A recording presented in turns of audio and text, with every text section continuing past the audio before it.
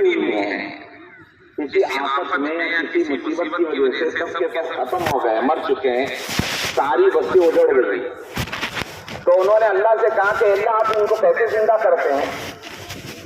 यानी ये मतलब नहीं कि आप जिंदा नहीं करेंगे, आप जिंदा करते हैं, आप इस पर पूरी कुव्वत और ताकत रखते हैं, लेकिन तरीका क्या होगा, कैसे जिंदा करते हैं? तो अल्लाह ताला ने क्या किया?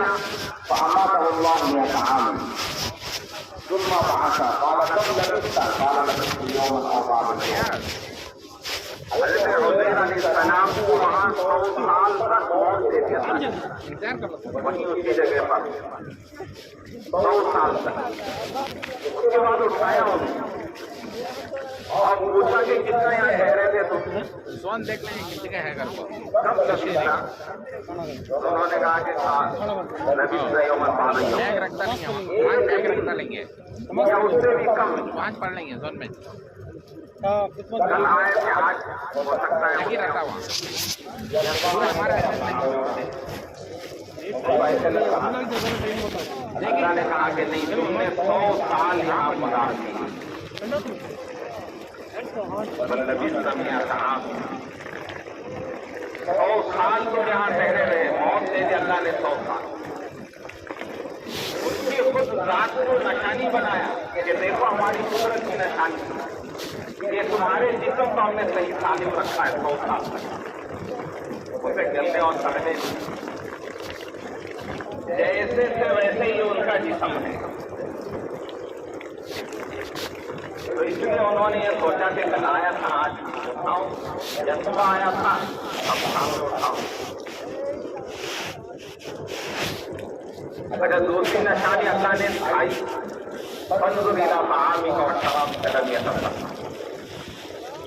खाना लाए थे सोचा था साथ में। आज के जमाने की तरह नहीं कि जगह जगह पर दुकानें हो, होटलें हो। वो जमाने में ना इतनी आबादी थी और ना इतनी सहूलतें थी। लोग आप सफर करते तो अपने साथ अपना खाना ले जाते। हज़रत उज़ैर अलैहिस्सलाम खाना लेकर गए तो अल्लाह ने कहा कि देखो अपने खाने की तरफ देखो। तो देखा तो खाना तरो ताजा ऐसे ही रखा हुआ है, बिल्कुल तरो ताजा है।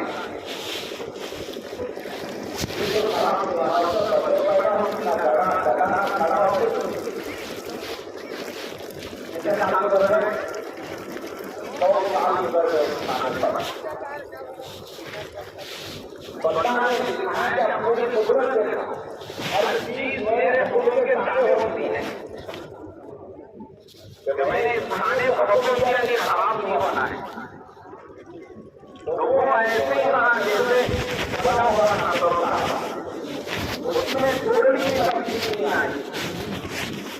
ये सारी चीजें अल्लाह की औकात है, अल्लाह की कुदरत की अल्लाह ने ताकत दिखाई। देखो हमारा हुक्म कैसे चलता है कि उस खाने को साढ़े से अच्छा करो का। हालांकि खराब होने वाली चीजों में सबसे जल्दी कौन सी चीज खराब होती है? अरे बोलो भाई, अरे खराब होने वाली चीजों में कौन सी चीज सबसे जल्दी खराब होती है? कपड़े, घर, सवारी। और इसमें कौन सी चीज जल्दी खराब होती है? खाना बहुत जल्दी खराब हो जाता है। लेकिन अल्लाह ने अपने कुदरत दिखाई कि देखो 100 साल गुजर गए इस पर। अच्छा, दूसरी निशानी, तीसरी निशानी दिखाई, वंजुर इला हिमारी कौली न जअलक आयतन लिन्नास। हज़रत उज़ैर अलैहिस्सलाम जिस सवारी पर सवार होकर आए थे वो जानवर था, गधा था। उस जमाने में लोग उसी पर सवारी करते थे, घोड़े पर, गधे पर, खच्चर पर, ऊंटों पर। तो अल्लाह ने कहा कि तुम्हारी अपनी सवारी की तरफ देखो। देखा तो उसका अजीब हाल है, वो मर के जल के सड़ के उसकी हड्डियां सब बिखर चुकी हैं, कुछ नहीं है, हड्डियां फैली हुई जैसे आमतौर पर होता है। कोई चीज खत्म हो जाए, मौत आ जाए तो क्या हो जाती है, गल जाती है और सड़ जाती है। 100 साल में कोई भी निशान नहीं रहता है। वो पर आप पूछेंगे भी नहीं, बोलेंगे 100 साल तो बहुत दूर की बात है। चंद सालों में ही आप हिंदुस्तान में देखते हैं 8-10 साल भी गुजरते नहीं है, सब खत्म हो जाता है। अच्छा हाँ हाँ हाँ मालूम तुम तो उस जगह पर जानवर पर 100 साल गुजर गए, उसे मौत भी आ गई और वो गल लिया, सड़ लिया और सारे उसकी हड्डियां सब बिखर गई, खत्म हो गई। नहीं कुछ अब अल्लाह कह रहे हैं देखो अब इसको, हाँ हाँ हाँ हाँ बंदुर इला हिमारिका वलिनजअलक आयतन लिन्नास वंदुर इला हिमार कैफा नुनशिजुहा व कैफा नक्सु अलैहिमा। ये देखो हम इसकी हड्डियों को कैसे जोड़ते हैं, अब हमारे हुक्म से इसकी हड्डियां कैसे जुड़ती चली जाती। अब उसकी हड्डियां जुड़ती चली गई, उसके जो जर्रात थे वो सब जुड़ना शुरू हो गए। जुड़ते जुड़ते वो हड्डियों का ढांचा बन गया, फिर उसपे गोश्त आ गया, उसपे चमड़ा आ गया और वो जिंदा हो गया, बोलने लगा। अल्लाह ने दिखाया कि देखो हमारी कुदरत है, हम कैसे जिंदा करते हैं। हमारा हुक्म हर चीज पर चलता है। अल्लाह लहुल खल्क़ु वल अम्र, सारी मखलूक उसी की है, उसी ने पैदा किया और उस पर उसी का हुक्म चलता है, उसी का फैसला चलता है। हत्ता के किसी दरख्त से पत्ता भी नहीं गिरता जब तक कि उसका हुक्म नहीं होगा।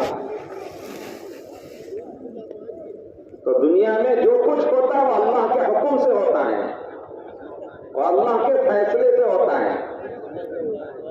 ये समझाया अंबिया अलैहिस्सलाम के जरिए से अल्लाह ने क़यामत तक आने वाले अपने बंदों को समझाया कि मुझे पहचानो, मेरी ताकत और कुव्वत को पहचानो। सारे नबियों की ये दावत थी, क़ूलू ला इलाहा इल्लल्लाह तुफ़्लिहू, ऐ लोगों ला इलाहा इल्लल्लाह कहो कामयाब हो जाओ। क्या मतलब? अल्लाह के सिवा कोई माबूद नहीं है, उसके सिवा कोई इबादत के लायक नहीं है। माबूद किसको कहते हैं? ऐसी जात जो सबसे ज्यादा बेनियाज है, वो किसी की मोहताज नहीं है, सब उसके मोहताज हैं। अल्लाह की वो जात है कि सबसे बड़ी ताकत उसकी और सबसे बड़ी कुव्वत उसकी और सब कुछ वो करने वाले हैं। नफा नुकसान, कामयाबी नाकामी, इज्जत और जिल्लत, सब कुछ वही देते हैं। एक जाहिरी नजर है इंसान की, जो इंसान को नजर आता है कि जमीन से अनाज उगता हुआ नजर आता है, सूरज से रोशनी निकलती हुई नजर आती है, आसमान से बारिश बरसते हुए नजर आता है। ये आंखों का देखी हुई चीज और ये मुशाहिदात हैं। इन मखलूकात को, इन चीजों को देखकर, बनी हुई चीजों को देखकर बनाने वाले को पहचानना, ये ईमान है। इन बनी हुई चीजों में जाके फंस जाना और उस पर यकीन कर लेना कि इससे होगा, यही बेईमानी है और इसी की यही शिर्क होता है कि मखलूक से मुतासिर हो गया, कि अपने मुशाहिदा, अपने आंखों से देखकर कि पानी की ये ताकत है, आग की ये ताकत है और सूरज की ये ताकत है कि सूरज निकलते ही सारी दुनिया रोशन हो जाती है, और जमीन की ये ताकत है, ये समझकर और ये आदमी समझे कि इनकी अपनी जाती ताकत है, ये अपने तरफ से कर रहे हैं, तो फिर ये शिर्क हो जाता है और ये मखलूक में फंस गया, खालिक की तरफ नहीं गया। अल्लाह ने हमको इसलिए भेजा कि ये मखलूक को देखकर, बनी हुई चीजों को देखकर बनाने वाले को पहचाने। ये आसमानों का बनाने वाला कैसा आसमान बनाया बगैर सुकून के, कैसे इसने पूरी दुनिया में छत खाई की है। हमारा इतना सा छोटा सा पंडाल, कितने उसमें पिल्लर और खाम लगे हुए हैं, और छोटा सा आदमी घर बनाता है तो उसमें कितने पिल्लर होते हैं, दीवारें कितनी होती हैं। और अल्लाह देखो कितना बड़ा आसमान बनाया और सुकून और पिल्लर नहीं। कैसे उसने इतना बड़ा आसमान बनाया मुंतहाए नजर तक, और कैसे अपनी कुदरत और हुक्म से उसको खड़ा रखा है, और बादलें कैसे उसके हुक्म से चलते हैं, और सूरज कितना बड़ा सूरज बनाया कि आन की आन में, लम्हों में, सेकेंडों में सारा अंधेरा खत्म हो जाता और रोशनी आ जाता। दुनिया में किसी की ताकत है कि अंधेरे को हटा के इस तरह रोशन कर दे? कितने लाइट जलाने होंगे? तो अल्लाह ताला कुरान में कहते हैं कि है तुम्हें कोई, अगर हम रात को ऐसे ही लंबा करके और बाकी रखते कि तुम्हें कोई है कि रात को हटा के दिन को लाए? तुम्हें किसी की ताकत है? अल्लाह पूछते हैं। अच्छा, हम दिन को ऐसे ही हमेशा के दिन रख दे कि तुम्हें कोई ताकत है कि रात को लाके दिखाए? ये अल्लाह की ताकत और कुव्वत है कि मिनटों और सेकेंडों में रात को लाते हैं, और मिनटों और सेकेंडों में रात के तारीख और अंधेरे को हटा के रोशन कर देते हैं। तो ईमान ये है कि इन मखलूक को देखकर, इन बनी हुई चीजों को देखकर बनाने वाले को पहचाने कि वो कितनी बड़ी ताकत और कुव्वत वाला होगा कि इन मखलूकात को उसने इतनी बड़ी मखलूकात पैदा की, और ये सब उसके हुक्म के मोहताज हैं। कि अल्लाह ताला ये इंसान को धोखा लगता है कि नजर से जो जिसके नजर में आ रहा है और उसकी जो अकल में आता है, वो समझता है कि यही चीज है। जो नजर नहीं आता और अकल में ना आए तो वो उसे नहीं समझता, उसे मानता नहीं।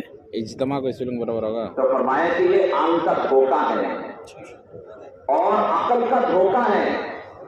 जिस खालिक और मालिक ने इसे पैदा किया और इसने अकल दी, आई जे चांगस, तो उसकी कुदरत कितनी बड़ी है।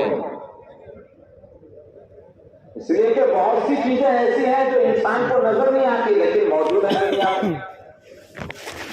इंसान तो इतना कमजोर है कि सामने का देखता है तो पीछे का देखा जाए।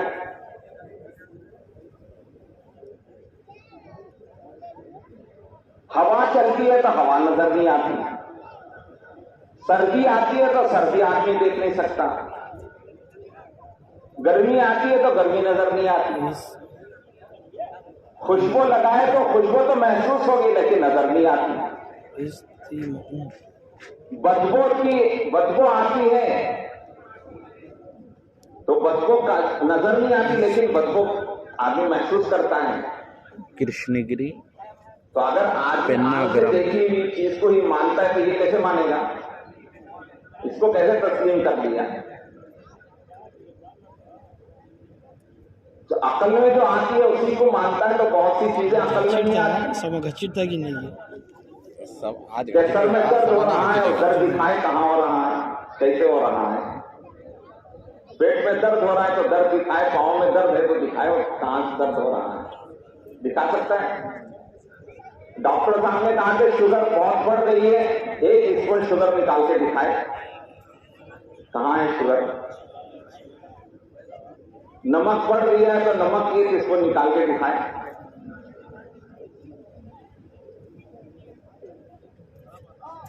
तो ये चीजें मान लेता है आदमी।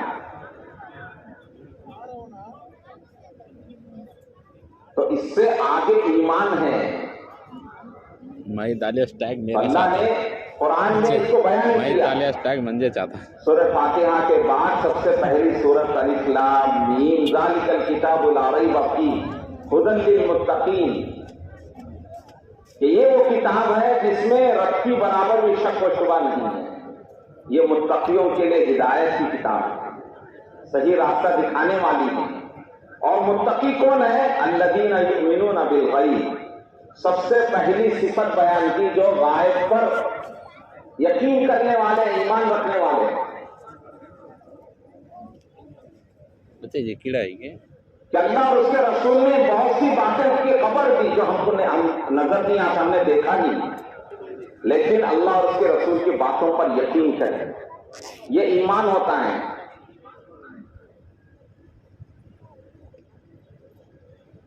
इसीलिए अल्लाह ताला कहते हैं आदमी किसान को देखता है कि जमीन पर मेहनत कर रहा है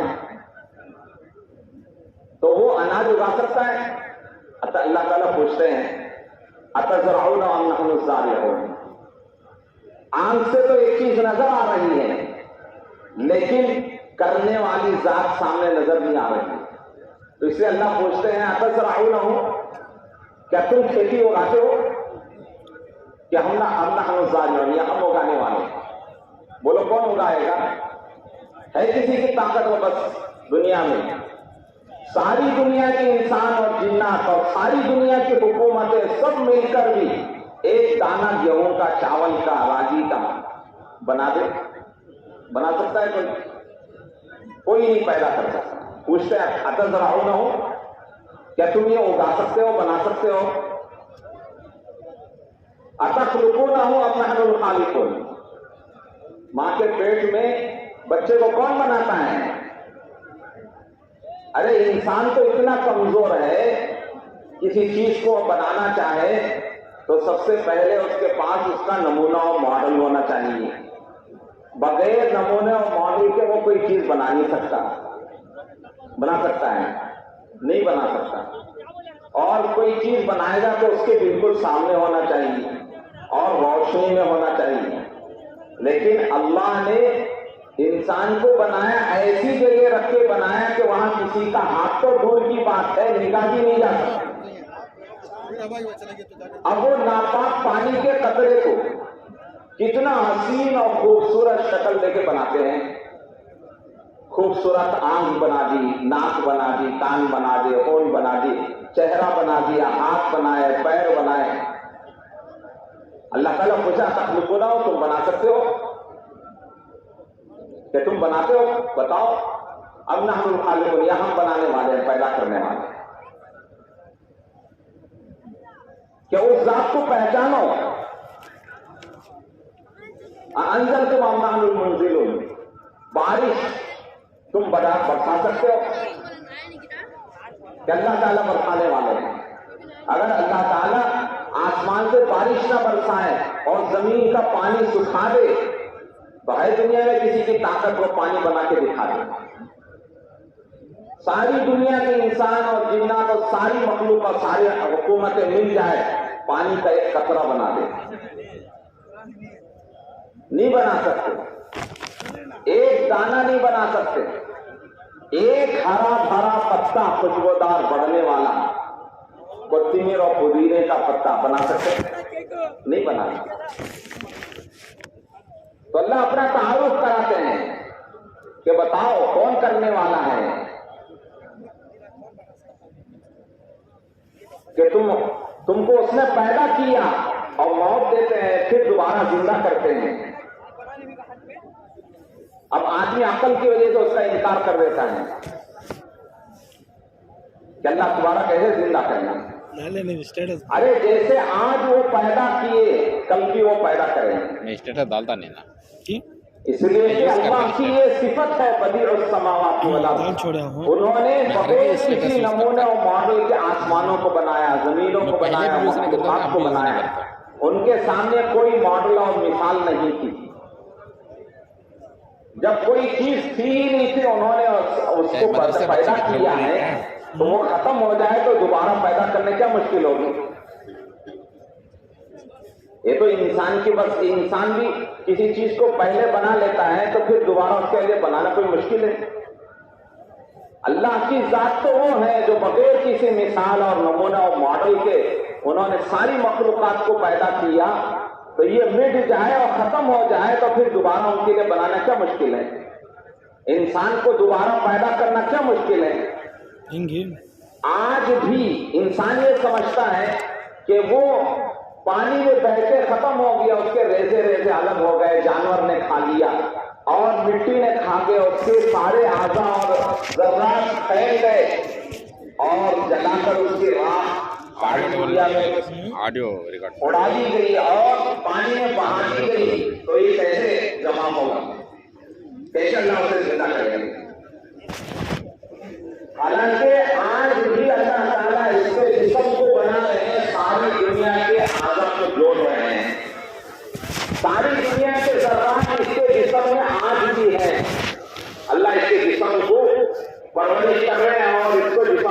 बना रहे हैं, इंसान का जिस्म बढ़ रहा है, इसके जिस्म में सारी दुनिया के आग क्या कहते हैं जर्रात आज भी मौजूद हैं, उसे एहसास भी नहीं। क्यों? बच्चा पैदा होता है, उसकी दवाएं कहां से बन के आती हैं और उसकी मां से दूध पिलाती है तो वो उसकी ग़िज़ाएं कहां से बन के आती हैं। जब बच्चा बड़ा होता है तो रोटी खाता है तो गेहूं कौन से मुल्क में कौन से स्टेट में पैदा हुआ हो और वहां अल्लाह ने कहां उसे उगाया था। चावल पता नहीं किस इलाके से और किस मुल्क से आता है और सब्जियां और फ्रूट पता नहीं कौन से मुल्क से कहां से आते हैं और दूध पता नहीं कहां से आता है, किन इलाकों से आता है और दवाइयां पता नहीं दुनिया के कौन से मुल्कों से उसकी दवाइयां आती हैं।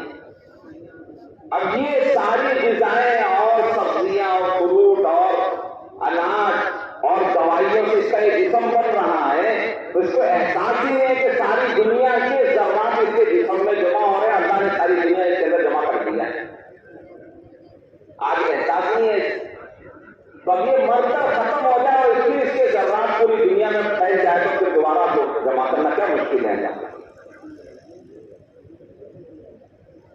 तो मैंने कहा कि नबियों की दावत अल्लाह ने कुरान में बयान किया, समझाया कि उस अल्लाह की जात को पहचानो, अल्लाह की ताकत और कुव्वत को पहचानो, इन मखलूकात को देखकर खालिक को पहचानो, कि उसकी ताकत और कुव्वत को पहचानो कि वो रब है, वो पालने वाला है, वो पालनहार है, वही सारी दुनिया को पालता है, वही सारी दुनिया को रोटी देता है। क्या वही बात है? क्यों जा रहा है?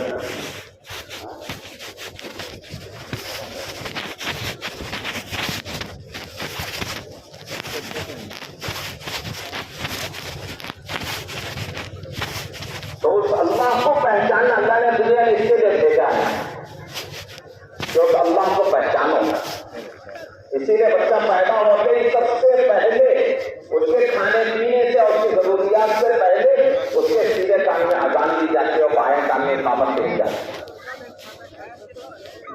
ये अजान और इकामत क्या है? बरकत की चीज, बरकत तो मिलेगी ही, लेकिन ये मकसद को बताया जा रहा है कि दुनिया में इसके लिए आए हैं।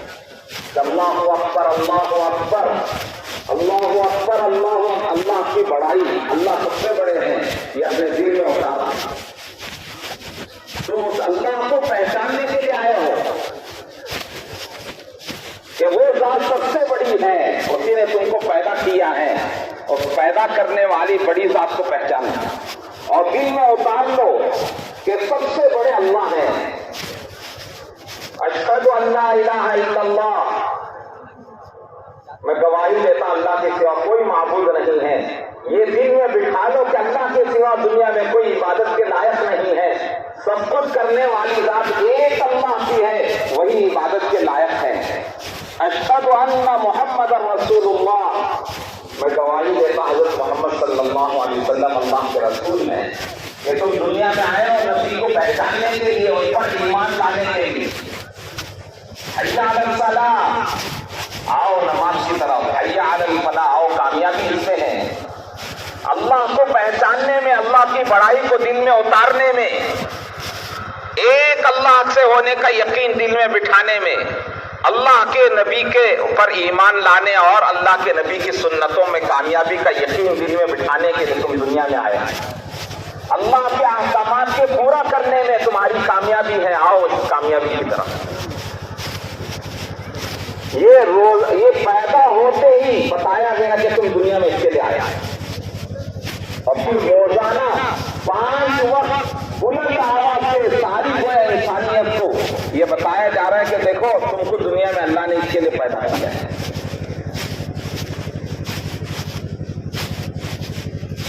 वो ये दुनिया में आने का मकसद बताया जा रहा है, ऐलान के जरिए, आज़ान के जरिए। नमाज का भी ऐलान हो रहा है, नमाज की तरफ भी बुलाया जा रहा है। सिर्फ नमाज के लिए ऐलान होता तो हर इलाके की उसके अपने इलाके की ज़बान में बुलाया जाता, वो जल्दी समझ में आता। तो आ जाओ नमाज के लिए उर्दू के इलाके में उर्दू में, तमिल के इलाके में तमिल में, अंग्रेजी के इलाके में अंग्रेजी में, मलयालम केरला में मलयालम में बुलाया जाता है ना, आंध्रा में तेलुगु में बुलाया जाता, पहाड़ी इलाके में उनकी जबानें बुलाया था। आज नमाज के लिए तो जल्दी समझ में आता, लेकिन अजान के जो अल्फाज है वो अल्लाह की तरफ से दिए हुए कि इसमें नमाज की दावत तो है ही, लेकिन इंसानों के पैदा होने का मकसद बताया गया कि तुम दुनिया में क्यों आए। एक अल्लाह की जात को पहचानने के लिए वो सबसे बड़े हैं, वही सब कुछ करने वाले हैं, उन्हीं के आज़मात में कामयाबी है और नबी की पहचान और नबी की सुन्नतों में कामयाबी है। इसको अपने जिंदगी में लाने के लिए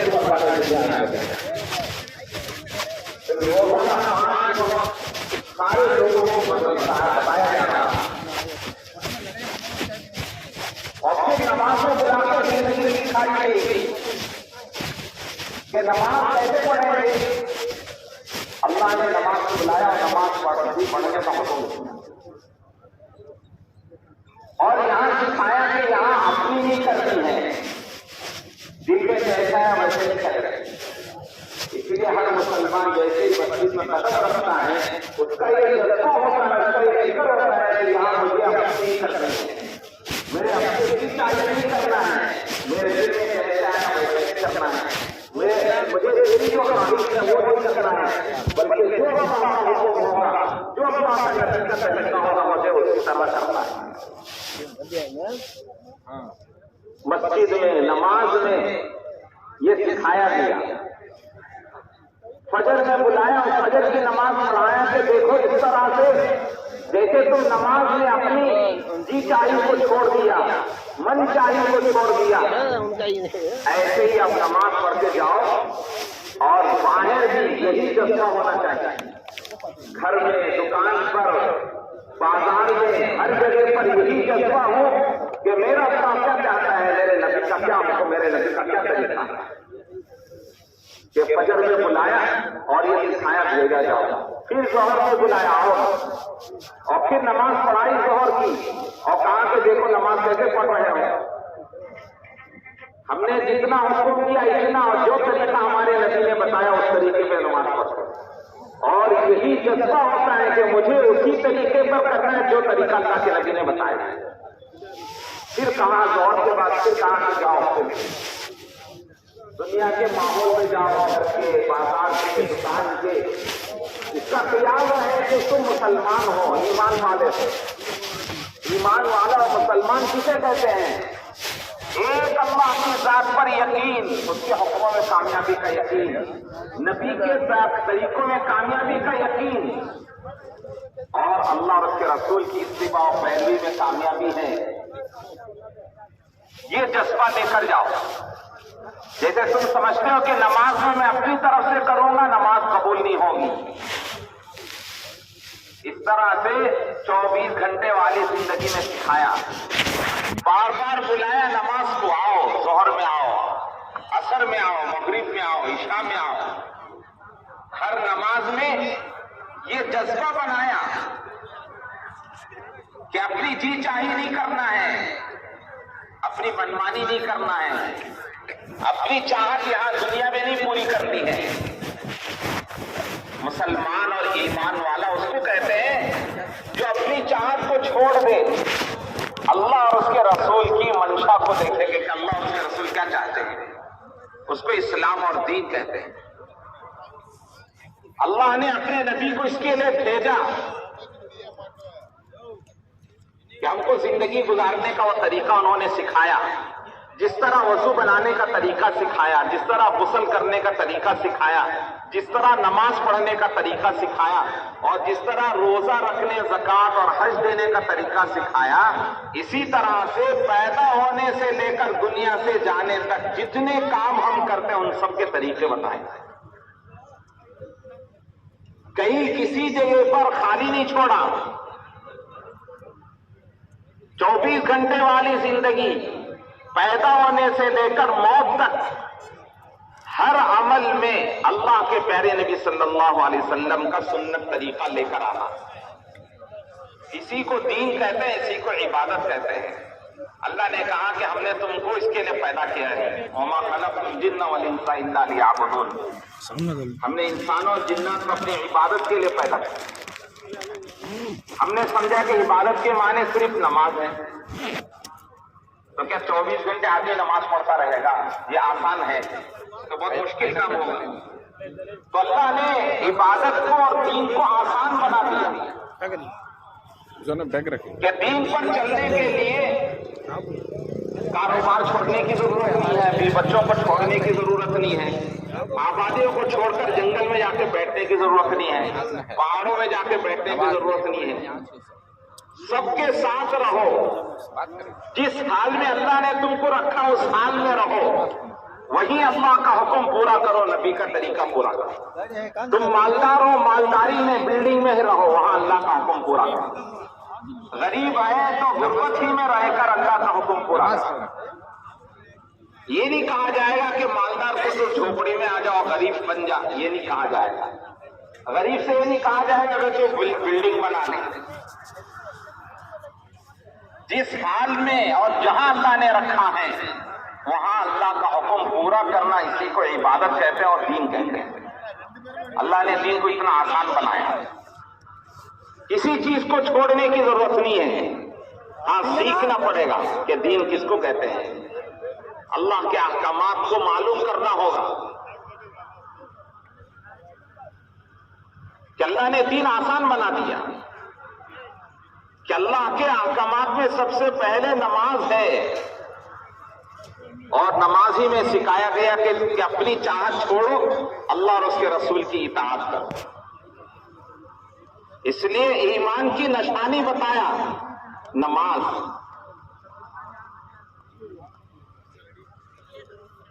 और इस नमाज में सिखाया कि इताअत और फरमाबरदारी कैसे होती है। खड़े हों तो कैसे खड़े हों, रुकू में जाएं तो कैसे जाएं, सजदे में जाएं तो कैसे जाएं, निगाहें कहां देखे, जबान क्या पढ़े, हर जगह का अमल अलग अलग बताया। खड़े हुए हैं तो जबान से क्या पढ़ेंगे, कुरान पढ़ेंगे, निगाहें सजदे की जगह होंगी, रुकू में जा रहे हैं तो रुकू की तस्बीह पढ़ेंगे, हमारी निगाहें कदमों पर होंगी, सजदे में जा रहे हैं तो सजदे में जाने का तरीका सिखाया। और हम जबान से क्या हो, सजदे की तस्बीह हो, सुभान रब्बियल आला, और निगाहें कहां देखे, हमारी नाक को देखे। अत्तहियात और कायदे में बैठे, गोद में निगाहें हो, जबान पर अत्तहियात हो। ये सिखाया, हर जगह का अमल बताया। ऐसे ही घर का अमल बताया, दुकान का अमल बताया। अकेले में है तो वहां कैसे रहे, मजमे में हो तो कैसे हो, खुशी में है तो कैसे रहे, गम में हो तो कैसे हो, तंगी और परेशानी में है, फक्र फाका है, तंगी है तो कैसे रहे, खुशहाली है, मालदारी है तो कैसे रहे। यानी हर जगह का दीन बताया। अल्लाह के प्यारे नबी सल्लल्लाहु अलैहि वसल्लम की सुन्नत